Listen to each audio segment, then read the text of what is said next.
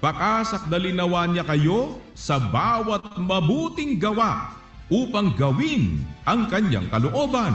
Paano mong sasabihin ngayon na ginagawa mo yung kalooban ng Diyos kung ayaw mo doon sa mabuting gawa? Ang sabi po ay, kayo. Ito ay sama-samang paggawa ng katawan na ang direksyon nanggagaling doon sa ulo, yung kaisipan ni Kristo, na ang sabi ng apostol na si Pablo, pakasakdalinawa niya kayo sa bawat mabuting gawa upang gawin ang kanyang kalooban. Paano mong gagawin ang kalooban niya? Dapat masakdal ka sa bawat mabuting gawa. Kaya nga ang sabi ni San Pablo, upang ang tao ng Diyos ay maging sakdal, tinuro ang lubos sa lahat ng mga gawang mabuti. Bakit kailangan tayo maturo ang lubos sa lahat ng mga gawang mabuti? Para mapasakdal niya tayo sa bawat mabuting gawa na gawin sa atin ang nakalulugod sa paningin niya sa pamamagitan ni Hesukristo.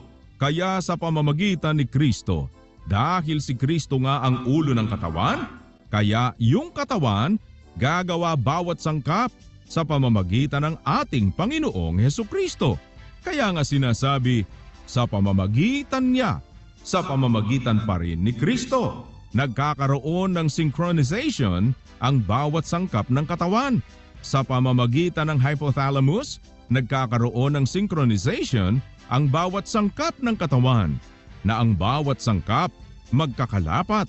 Ang sabi sa 4:16 ng Efeso, na dahil sa kanya'y ang buong katawan na nakalapat na mabuti at nagkakalakip sa pamamagitan ng tulong ng bawat kasukasuan, ayon sa paggawang nauukol sa bawat iba't ibang sangkap, ay nagpapalaki sa katawan sa ikatitibay ng kanyang sarili sa pag-ibig.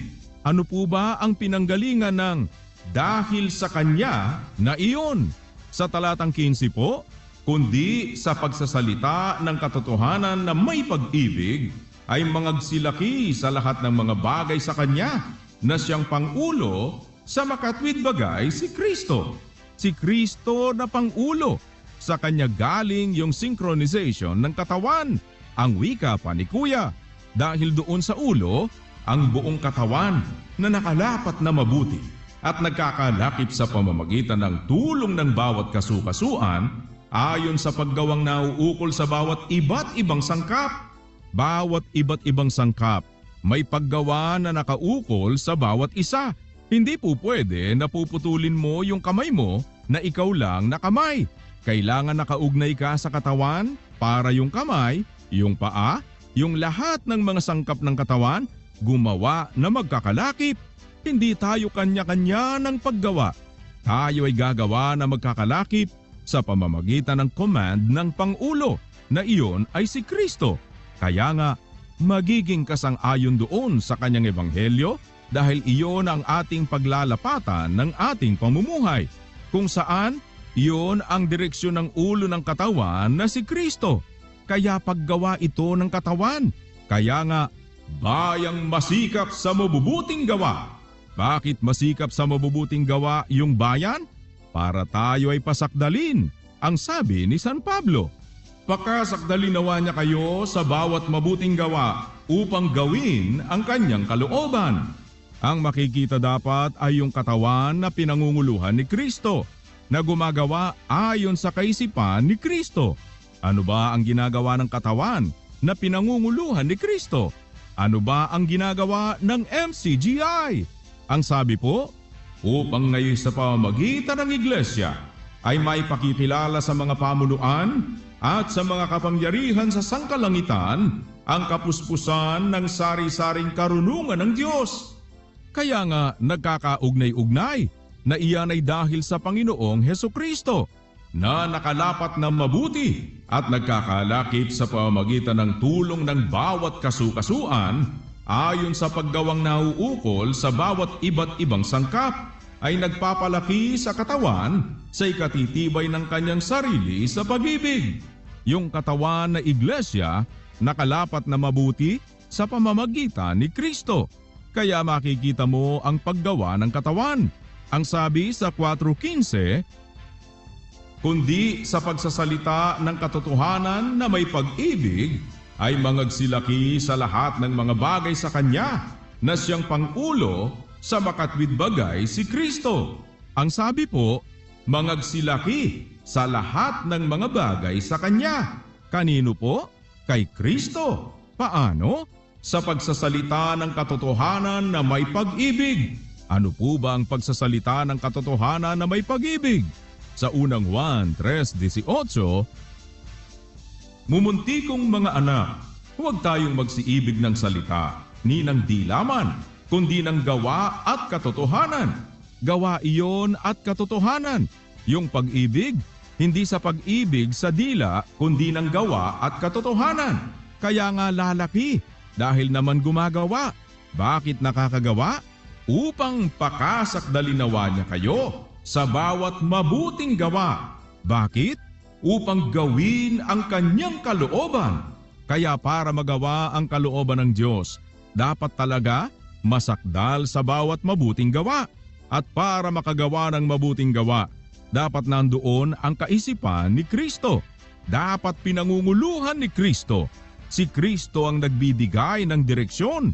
At makikita mo yung paggawa ng katawan na magkakalapat ang bawat isang sangkap, na ang nakikita diyan ay si Kristo.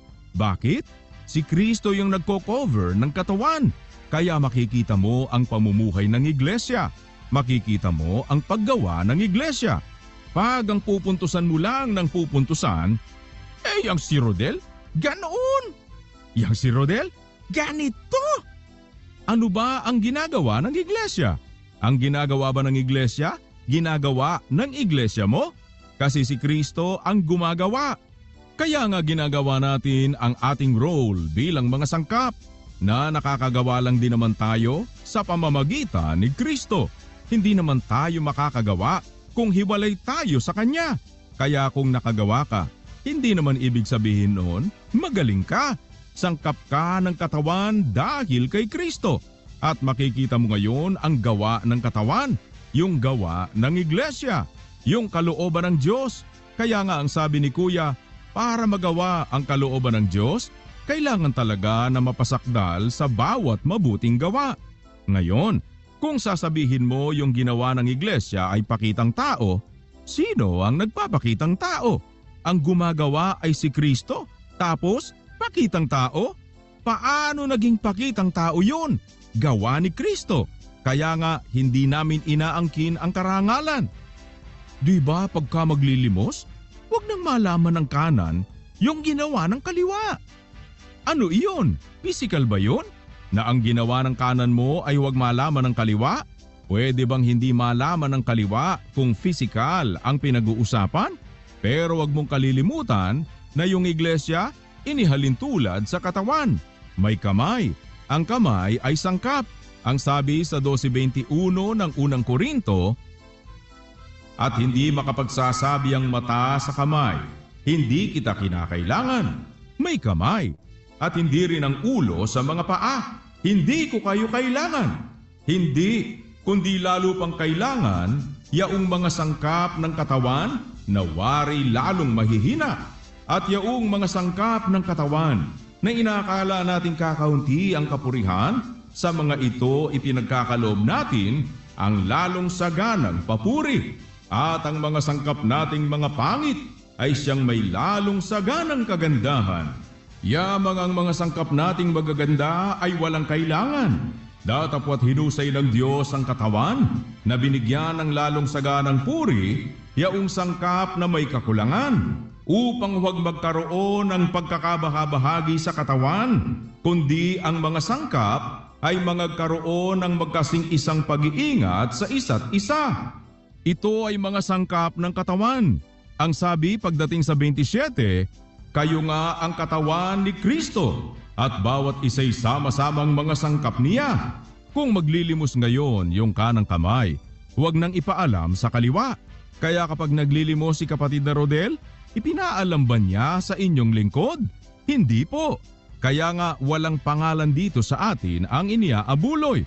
Pag nag-aabuloy ka, nag-aambag ka, walang pangalan na nakalagay. Kasi pag naglilimos ka, huwag mo nang ipapaalam doon sa kabilang sangkap. Hindi pwedeng literal iyan na kanang kamay at kaliwang kamay. Dahil kung literal yan, pwede bang hindi alam ng kaliwang kamay mo ang ginawa ng kanang kamay mo? Pero pag naglilimos ka, hindi na alam ng kabilang sangkap ang inilimos mo. At sa ating mga paggawa, ang sabi pa ni Kuya, tayo ay sama-sama. Ang gumagawa ay yung katawan, yung iglesia dahil kay Kristo. Si Kristo na ulo ang gumagawa. Tayo ay mga sangkap lang. Kaya nga, pagkatapos na nagawa natin yung ating dapat na gawin, ang sasabihin natin, mga aliping walang kabuluhan kami, ginawa namin ang katungkulan naming gawin.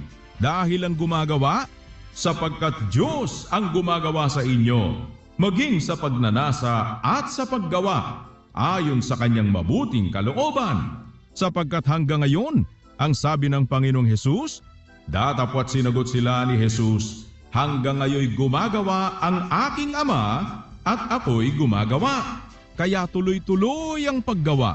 Ngayon, sasabihin mo kay Kristo at sasabihin mo ngayon sa Ama na paimbabaw lang ang paggawa? Hindi, kasi hindi naman namin inaangkin ang paggawa. Yan ay paggawa ng katawan. Kaya MCGI cares. Hindi Rodel cares. Hindi Josel cares. Kundi MCGI cares. Because God cares. Kaya lang natin nililiwanag ito. Nag-i-introduction tayo kasi, kapatid na Rodel. Alam mo kung bakit? O eto, iwanan muna natin. Tsaka natin itutuloy natin kung loloobin ng Diyos sa ating worship service, kapatid na Rodel. Ano? Pakibasa mo yung 2:5 ng Filipos. Mangagkaroon kayo sa inyo ng pag-iisip na ito'y na kay Kristo Jesus din naman. O yan, kailangan nga yun di ba? Tama po. Kasi nga, kailangan tumagos yung kaisipan ni Kristo sa katawan. Kapag hindi tumatagos yung kaisipan ni Kristo sa isang sangkap, kapatid na Rodel, barado, may problema, disconnected, hindi yan connected. Pag connected, kapatid na Rodel, yung sangkap ng katawan, pag connected kay Kristo, magkaroon kayo sa inyo ng pag-iisip na ito'y na kay Kristo Jesus din naman. O kaya, yung katawan, kapatid na Rodel, yung iglesia, na kung saan si Kristo ang ulo, pag mayroon tayong kaisipan ni Kristo, yung isip ni Kristo ang dadaloy sa katawan. Yung kaisipan ni Kristo ang dapat na maganap, mangyari sa katawan. Ngayon, ano ba ngayon yung pinanggalingan yan? Ba't sinabi, magkaroon kayo sa inyo ng pag-iisip na ito'y kay Kristo Jesus din naman, kapatid na Rodel? Di akyat tayo, kapatid na Rodel, ano? Sa 3, basa. Na huwag ninyong gawin ang anuman sa pamamagitan ng pagkakampi-kampi o sa pamamagitan ng pagpapalalo, kundi sa kababaan ng pag-iisip na ipalagay ng bawat isa ang iba na lalong mabuti kaysa kanyang sarili. Yan, kapatid na Rodel. Tandaan mo yan, ha? Kasi may pag-uusapan tayo dyan. Ang sabi, magkaroon kayo sa inyo ng pag-iisip na ito'y na kay Kristo Jesus din naman. Na huwag ninyong gawin, pagka may pag-iisip tayo ni Kristo, dapat hindi natin gagawin ang anuman sa pamamagitan ng pagkakampi-kampi, pamamagitan ng pagpapalalo, kundi sa kababaan ng pag-iisip. Ganun gagawin, kapatid na Rodel. Yan. Huwag mo kakalimutan yan, ha. Diyan tayo babalik kung loloobin ng Diyos. Kaya nga ang sabi, 3:17 ng Kolosas. At anumang inyong ginagawa sa salita o sa gawa, gawin ninyong lahat sa pangalan ng Panginoong Hesus. Para magawa natin sa pangalan ng ating Panginoong Hesus, dapat meron tayong pag-iisip na kay Kristo Jesus din naman. Amen. Yan. Kaya pag-aralan natin yan. Loloobin ng Diyos sa ating worship service, kapatid na Rodel. Kasi it has something to do. Paano na natin gagawin Paano na tayo gumagawa? Di ba dapat lagi nandun tayo sa paggawa? Paano dapat gawin? Sa Diyos ang lahat ng karangalan at kapurihan, magpakailanman.